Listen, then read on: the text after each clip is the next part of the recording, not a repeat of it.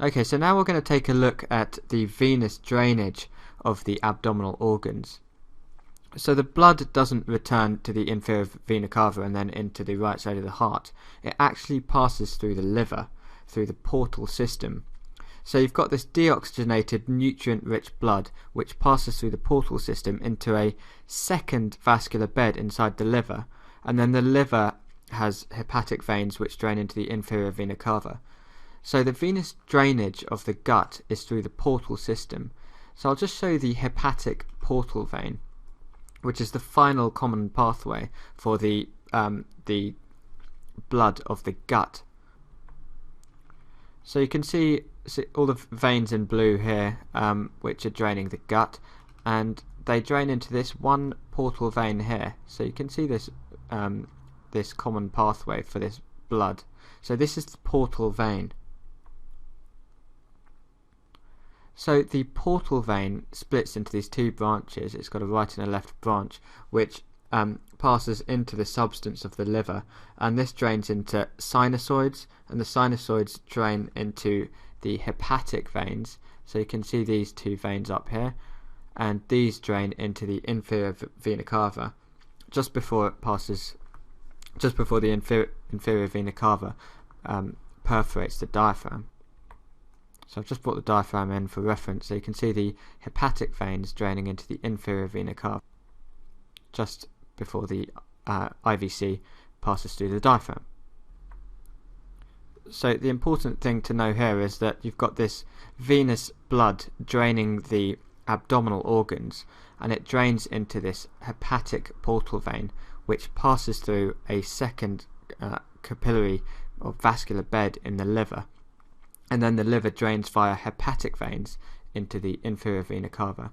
So the blood doesn't just drain straight into the IVC, it passes through this portal system which passes through the liver. So there are a few main tributaries which lead to the portal vein. So you can see this branch coming off here which drains into the portal vein, and this is the splenic vein. So I just want to orientate you a bit with regard to the other structures in this area. So if I just bring in the other viscera, you can see where this splenic vein lies and the hepatic portal vein lie.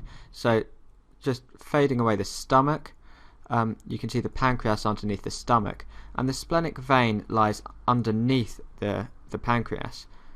So if I just fade that away, you can see the portal vein here, and the splenic vein runs along the length of the pancreas on its posterior surface. So if I just zoom in a little bit, you can see, I'll just fade it in a little bit more, you can see the bile duct in front of the portal vein. So that was just to give you a sort of idea of the relationship of these structures. So the splenic vein and this vessel here, which is the superior mesenteric vein, meet and form the hepatic portal vein. So the splenic vein receives various different tributaries. So you can see there are a lot of different branches coming off the splenic vein, but the big one here draining into the splenic vein is the inferior mesenteric vein. And then you've got other smaller branches which come from the stomach and the pancreas and that sort of thing. So the superior mesenteric vein just runs alongside the superior mesenteric artery, which you're aware of now.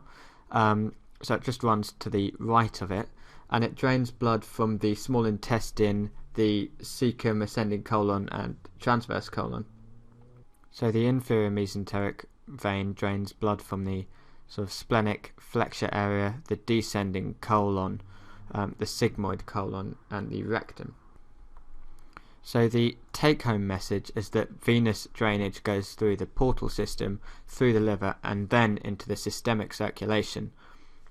And the portal vein receives branches from the splenic vein and the superior mesenteric vein, and it's got some other smaller tributaries which I'll talk about. And then the splenic vein receives the inferior mesenteric vein. So that's a little introduction to the blood supply to the abdominal viscera.